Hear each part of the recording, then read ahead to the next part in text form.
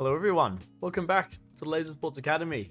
It's me again, Holmes. It's been a while since I filmed a video like this. It's mostly just been like streams recently. Been super busy. Just got back from being away for a month for the World Championships, week in Germany, and then a week at the Swedish Championships. And that's actually what I'm here to talk about today, is the Swedish Championships. And my main goal with this is to kind of just comment on the things specifically that were different from what I'm used to, which would be the Australasian Championships, and a lot of our viewers are Australian, so I kind of want to let everyone know about the differences and what my thoughts are on it are, and really just to get people excited about the tournament, like SweNats, but also European tournaments in general. So hopefully we can get more of us Aussies and New Zealanders making the trek over to compete in those tournaments. So I have some notes here. I don't have anything specific. I'm going to be rambling a bit, so bear with me. But I think first, before I say anything, quick summary. I had an amazing time at SweNats. There was 18 teams, which was a record for SweNats, and I think it's the most since a tournament. There was a tournament in 2019. I can't remember where it was, but I think that had 18 or 19 teams. But yeah, definitely the most for SweNats, and that was super cool. Even giving that, and it was only 5 days. The schedule was it was pretty jam packed, but it was given the number of teams, I think it was super good. So we'd be waking up at getting to the site generally 8-9 a.m. every day, and you'd be there until 10 to 12 every night as well. There would be there was always hour, 2 hour, sometimes 3 hour breaks in between. So there was plenty of time for you to go and get food. Some people, like if you wanted, you play your games in the morning, there's a long enough break, you just want to go home, have a shower, get changed, come back, play some more games. Plenty of time for that. And I think Bordos was especially good for it because everything was within 10 minutes walking distance, right? So all the food you need, your hotel, and they were able to sort out some sponsorships for the Scandic Hotel and the Jazz Comfort Hotel. So we got some super good prices for that. And yeah, I don't know, it was even with 18 teams and a pretty the tournament not taking place over that many days. Obviously, Zoltak, we have way more teams, but we also have way more days that it takes place over, right? But given all of that, I think they did a super good job with not making it like super miserable, right? There was some times where it was hard, like you'd be there till midnight. By the time you get home, shower, eat, maybe it's 1:30, 2 a.m. You have to be up at 7 for games at 8. There was a little bit of that, but that's, I think, for these tournaments, it's probably, and not just SweNats, but just around the world, that's always something that generally happens.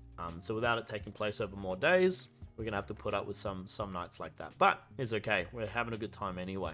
Have a couple coffees, you're good to go. I think the tournament was run like super well. Big shout out to everyone that was involved for that. I'm gonna forget some people, but some key people were Moomin, Patalal, Jae Hong, Slanesh, and then Cooper, and I forget the gentleman, but someone came with Cooper also from France. Apologies, but they were there almost like every hour of every day, making sure that everything was running smoothly. They did a super good job. And I guess that's one comment I would make on something that I think SweNats would really benefit from, is having some kind of a volunteer program like we have at Zoltak. So we're able to really share the load of all of these responsibilities between quite a lot of people. So you don't have those, 4 or 5 people that are stuck at the site every single day, absolutely slogging it out and having to play games. So those guys are absolute rock stars, but that'd be a recommendation from me, I guess, just so they can actually, kick back and enjoy the tournament as much as everyone else was. Not that they didn't, but it's a lot of work. Another quick thing, they're able to, other than those sponsorships for the Scandic Hotel and the Comfort Jazz, where they gave us like some really good prices, they were able to get some other sponsorships for, there was some like snacks, like high protein snacks and drinks and stuff, and that was all in our welcome bags. There was plenty to go around between the team, and that was super cool. Sometimes you get things in like welcome packs that are like, they're a little gimmicky. You're like, oh, that's great. That's going to go on a shelf, or that's probably just going to, get thrown in a box somewhere as soon as I get home. But having a bunch of like these protein snacks and drinks, that was super practical. And I know my team, we absolutely smashed ours, but like there was enough to last like for quite a few days. So that was super cool and a great idea. So well done to all the people that organized those sponsorships. Now getting into the more of the nitty gritty of it. I'll comment a little bit first on the settings differences, specifically for the main format and solos, I guess. But in SweNats, we played with 7-second DX, 10-minute games for the comp games, the main event games. No reloads, and then the trigger delay of 60 ms. I'll talk about each of those in turn. So the 7-second DX, I'll admit initially did throw me off quite a bit, you know, where I would have like tagged someone and I'm going over here tagging other people. Well, tagging like this. It's 1 shot a second, obviously. 1 shot per second stuns. And then, you know, I'm used to that 8 seconds, so I would go to look back right as they're spawning, but they've already spawned and they've already shot me. So coming from Australia where we play on 8 seconds, that was a little something that I had to get used to. Or, you know, let's say I'm about to spawn and I'm going to do a thing where like I tuck around the corner at the last second. I did it a second late for the first like couple days almost every time. That was a little frustrating, but it was pretty funny, honestly. I just kind of had to laugh because I was like, I'm not in Australia right now. I am in Sweden playing the Swedish Nationals on different settings. You doofus. But honestly, once I got into the thick of the tournament, especially on the last couple days, I wasn't even thinking about the 7-second DX anymore. You adjust to it pretty quickly. I can't really say whether 7 or 8 is better or worse. It's just different. I wouldn't have a good argument for it to go either way, having played it now. Though I guess shorter game time at SweNats, it makes sense to have a slightly shorter DAC. So there's less like downtime during a game. I don't really know, but it's whatever really. It's all the same. It's 1 second, guys. Chill. 10-minute games. I think I was actually captaining my team, like in-game leading. And I really thought that was going to throw me off a lot more than it did. But I think a big part of that was actually the hurry up announcements. So if you don't know what that is, obviously over the arena announcements, we already have, like in Australia, we have things like the game start, when the game ends, and whenever a base gets shot, like red hit, red destroyed, or something like this. But hurry ups adds time stamps during the game to let you know how much time is left. So for instance, when it got to halfway, it would be like 5 minutes remaining. When you get to the last minute, 1 minute remaining, 20 seconds remaining, and then it counts down the last 10 seconds. I actually really like that, but I think it helped to get used to the 10-minute game time, because rather than being like no announcements and I'm playing the game and I'm like, all right, it's probably a good time to start doing something, and you go to do it and then the game ends. You're like, oh, true, 10-minute game. But with the hurry up announcements, it wasn't a problem at all, really. And also it prevented a lot of the silly time denies that we see at Zoltak, and we saw at Worlds as well. I know Mikey on my team, Aftershock at Worlds, he saved us from the 4th place by last second of our last game, elimination game. He's popped a shot in a base, game ends, minus 500 points. We go from 4th to 5th. He was upset about that, but I'm grateful, because I'd much rather come 5th than 4th. But anyway, point is, with the hurry ups, you don't have any of those time denies, which, you can make an argument that it's like a skill to like not get time denied, to be like, yeah, okay, there's probably not going to be any time. But I don't know, like you can look at the thing on the phaser, but sometimes, like, I know at Zoltak we've had a clock on there, or it's the bar, but sometimes that could be inaccurate, like it's off by like a second or two. You go like, all right, this time, put 2 shots in a base and the game ends. I think even if you're not a fan of the hurry ups for the other announcements during the game, the announcement for the last 10 seconds, I think it's super good. It makes a lot of sense to me. My personal opinion, I don't think there's much skill in like feeling, there's about 5 seconds left, I can take this base. It feels a little bit luck based. Honestly, unless you have the craziest internal timer, in which case, good for you. Go get him, Tiger. But in a roundabout way, 10-minute games, I didn't really notice much of a difference in terms of my decision making as the captain, and the hurry ups really helped with that. Again, if I was to say which one I prefer, 12 or 10, I wouldn't be able to choose one. I think it's just different, and whatever it is, you get used to it very quickly if it's not something you're already used to. But big fan of hurry ups, and I really hope that we can maybe start implementing that in all tournaments. Another interesting thing was they play with no reloads at SweNats, and I think at pretty much all of the European tournaments, if I'm not mistaken. Again, I thought this might have made a bigger difference, but it's just a bit different. I know as an Aussie player, I've been playing on the Australian settings for like 13 years. There was a bunch of times where I'm running around attacking, and I would like subconsciously be like, "Ooh, you should probably go reload because you're at like the 3 lives," and that would be a good time. And I would look, and then I'd be like, "Oh, I've got infinite lives." So I had a few funny moments to myself like that. I guess in terms of how it affects gameplay, it makes it a little bit harder for attackers to really break through a defense, because the defenders are always going to be there if they choose to be there, whereas a reload, you can kind of force them to leave by like just wearing one defender down. You know, maybe you get to 3 lives, you go reload, they don't reload. You come back with 7, shoot them a couple more times, now they have to go reload. And now you're able to attack a defense with 1 less person there. So for me, I think reloads only add to the game, and they don't take anything away. So if I had the choice of whether I'd implement it or not at a tournament, I would always choose to have reloads in. The one benefit of no reloads is obviously it's less of a requirement for sites. So let's say a site only has the space for 3 bases, it's really small, and you can't really, where would I put a reload? You could play with no reloads, and it plays perfectly fine. It's just attacking is a little bit harder, is the big trade-off there. But yeah, my preference would be to have reloads always, because it only adds to the game. So the last thing was the trigger delay. So we did play with that at Worlds, obviously. The 60 ms played with the same at SweNats, and honestly, I think I didn't notice the 60 ms too much, and I think a big part of that was a lot of the equipment was actually pretty quiet, so it was hard to hear when someone was spawning.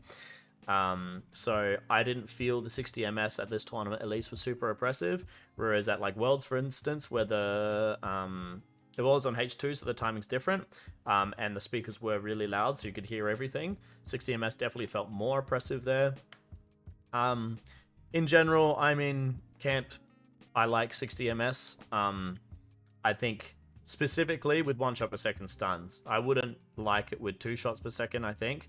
But with 1 shot per second stuns, because it makes it a lot more possible for you to like dodge a shot and then punish them for missing. I think 60 ms plays and feels really good.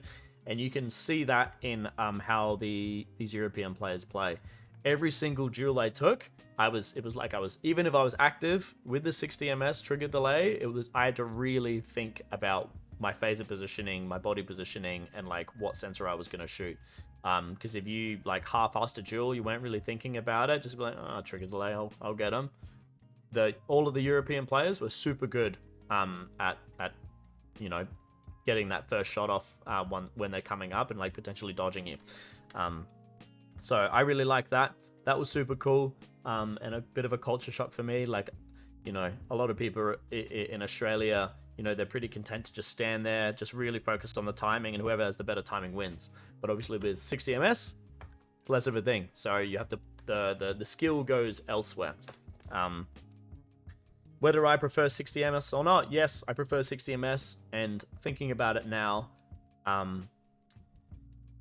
like I just said, whether you have 60 ms or not just means that the focus of a skill is elsewhere. So without it, the emphasis is put on the timing, right? Like whoever has the betting timing is probably going to win that duel, okay? And we've seen that with sites and teams that have like the Helios Pro system at home, for instance, like in the Australian Nationals. You know, you go up against someone that has H Pro at a H Pro Nationals and you don't, you really feel it, especially in the first few days. You're like, damn, I feel like I'm getting blackpacked. like as if there is a trigger delay, but no, their timing is just better. Whereas if you play with 60 ms trigger delay on, provided you can hear the packs, the emphasis of the skill goes from the timing to your ability to like positioning, dodging, a little bit time. You can get good at the timing coming up, but it's still, you know, it's much less of a focus. And I prefer that because that isn't system dependent. Whereas knowing and having the timing is kind of dependent on you having that system at home. So that's my own opinion on why I prefer 60 ms to be on, but each to their own. If I were to choose, I would have it on at every tournament I go to. That being said, 2 shots per second is a bit of a different story, and a topic for another time. That's kind of done talking about the basic general settings. I'll talk about now the solos, or what they called Gothenburg solos. So this was really cool. What they did for their solo tournament, for one, they did it at the start of the tournament, which was really cool because there wasn't really any training. So solos was kind of your way to just walk around wherever you like in the arena and figure out the layout, especially for the people that haven't been there. Some people have been there for the last 6 years in a row, so, you know, they knew where they were going. But for me, I appreciated being able to play solos first. And what they did is every single game was a 3-game series. First game was solos with bases. Second game was progressive solos, which is the bottom player gets eliminated every X amount of seconds, like 30 seconds or something after a couple minutes have passed. And the third was just standard solos. And then the results of the game was based on your position. And you got a point for the position you got. And it was scored like golf. So if you won all 3 games, you got 1 victory point for each, and you finished with 3 victory points. Whereas if you came last every game and there's 20 players in there, then you would finish with 60 victory points. So that was really cool, super different. Solos can be pretty dry sometimes, pretty boring. I know a lot of people don't enjoy solos and they basically just treat it as timing practice or time in the arena.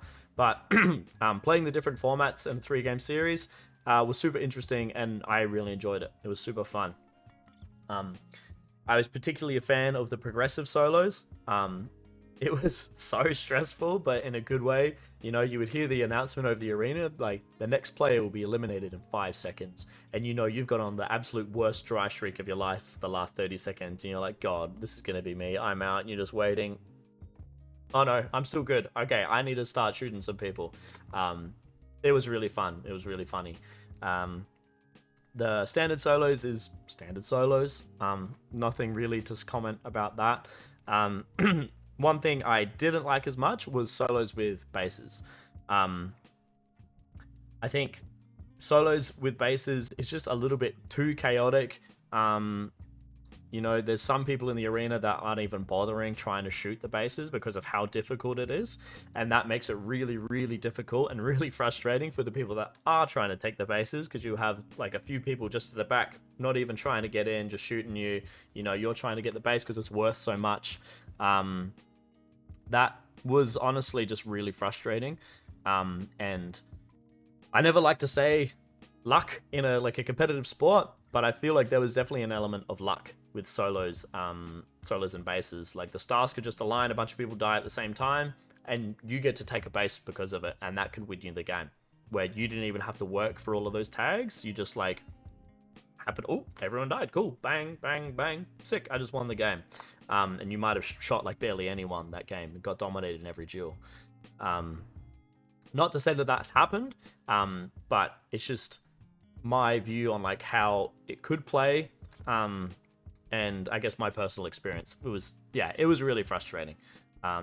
So I would keep, if I did the 3-game series again, I would love to keep progressive and standard, but I would swap out the solos of the bases with something else. You know, maybe solo elimination or something along those lines. That was solos. Congratulations to Mystery came first, R came second, and Hacker came third. Congrats to those guys. Team elimination. This was dope.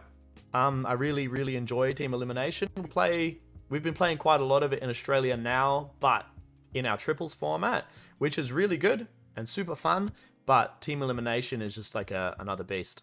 I would love to implement team elimination at Zoltak, but I think how many teams we have and how long we're already playing for, we would need to cut quite a lot of events to make room for like a full team elimination. So that's a very big discussion, but it was super fun, really competitive. The arena was great for it, and something that I got a bit of a culture shock on is, they play a lot more team elimination than we do in Australia in Europe, and you could really tell that, especially when it came time on the last day when we're playing like the 3-game series. There was so much like meta game stuff about like, okay, that team won, so we're gonna do this to like get like kind of knock them down a peg this game, and then lots of like posturing, lots of really interesting stuff happening. Some of it was beyond me, so I'm not going to say too much more before I look like an idiot. But it was really cool, and I would love to do more of that in Australia. It was also with the one shot every 2 seconds, like we do with our triplets in Australia, and like we did at Worlds. Another thing that was different was, so to try and combat the scheduling and the timing of 18 teams, and it only taking place over 4 days for the team comp, something like this. They've implemented a group stage type thing. So before the tournament started, all of the teams were seeded based on a point system. I think it's the same system they actually use for the European Championships, or like maybe a modified version, but something along these lines. And so they seeded all of the teams at the start using this. After that, there was a play-in stage where I think we played 5 games, something like this. And this was basically like a round robin. You didn't verse everyone, but you versed, some teams. And this was used to get reseed everyone, basically, going into the group stages. So there was 3 groups. There was top, middle, and bottom. Once you got to the group stages and you were in your group, it was very, very hard to either climb or drop from the group because of how the victory points worked. In the bottom group, you got 1 victory point for a loss, 2 victory points for a second, and 3 for a first. In the middle group, you got 2 victory points for a third, 3 victory points for a second, and 4 victory points for a first. And then for the top group, it went up 1 more, where you got 3 victory points for a loss, 4 victory points for a second, and 5 victory points for a win. So without losing most, or if not all of your games, or winning most, if not all of your games, there wasn't a lot of switching that happened between the groups. Maybe like 1 team swaps. Once you were in these groups, you only verse the teams in your group. So there's some pros and cons to this. For me, I really enjoyed it. Being a very competitive player, I've been playing on the top end for a long time now. I really appreciated having more games against the top tier teams that I wanted to be versing, that we were competitive with. Though I do get the argument of not giving the mid and lower tier teams the opportunity to verse the higher tier teams, because I think that's something that I've been on the lower tier teams before. It's super cool. Like, it's daunting and scary, but it's really cool versing these higher tier teams and trying to learn from them, right? So that is something you lose with the group stage. That being said, they still did do Cascade 1 and Cascade 2, so there was a little bit of playing people not just around you or above you, but a little bit below you as well. Yeah, that's a sacrifice. But outside of all of that, I enjoyed the group stage thing. I'd have to read the SweNats survey summary when that comes out to kind of see what the general vibe was from the community. But yeah, something that was different, pretty cool. And yeah, as I said, after the group stage, Cascade 1, Cascade 2, and then we went into System D, which was different again from Zoltak. So what we do at Zoltak is all the games are just a one game series, except for the grand finals. At Worlds, we played elimination games, and golden games were a 3-game series, which was super good. Love that. And then at SweNats, every single game was a 3-game series. I was a really big fan of this. I think more teams getting exposure to the 3-game series is super, super cool. Because otherwise, in Australia, it's pretty much it's only the same teams that really get that experience in those 3-game series because they make the grand finals. But everyone else being a 3-game series is a completely different beast to just a single game. And I think it's something that everyone should be able to experience from the bottom all the way to the top of the ladder. It also makes like whether there's a strong or a weak base matter a whole lot less. Which on the last day system D, you don't want whether you win or lose a game to be decided because it was a 1-game series and you got dealt like the worst base statistically, or just a base that your team doesn't do well on, and then that's the end of the tournament for you, right? I think doing the 3-game series is a really great way of dealing with that because everyone has to play every base. Yeah,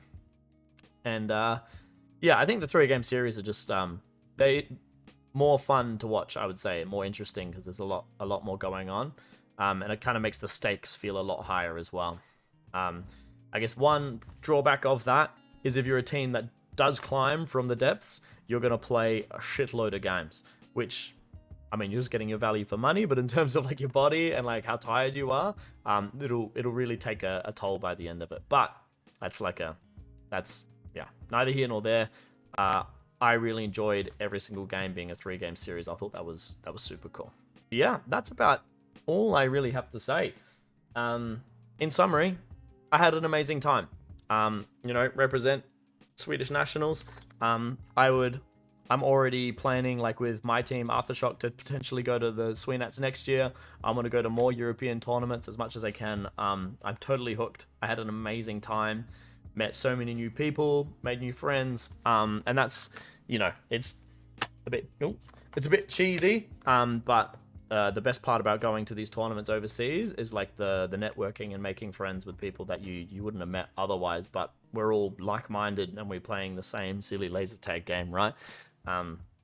So yeah, that's been an absolute pleasure, and I couldn't recommend attending these tournaments enough.